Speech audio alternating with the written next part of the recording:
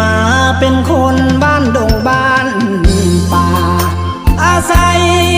พื้นให้พื้นนาเป็นที่ทำมาหากินคอยคำลงแรงนั่งแยงนกกาโบยบินสายลมแผ่วพัดมาได้นินไม่ไผ่สีกันสวรรค์บ้านนาความหูที่มีบุตรที่ก็ต่ำทำนาการด่างดำเงินคำบ่มี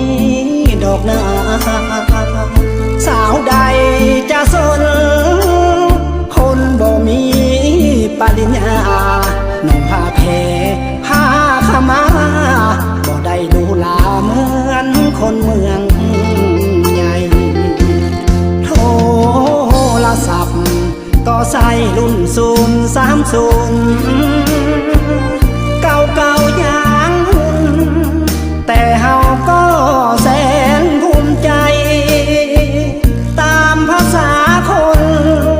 คนจนบ่มีรถใหญ่เรื่องไฟแสงสีเมืองศรีวิไลบ่เคยได้ไปบ่เคย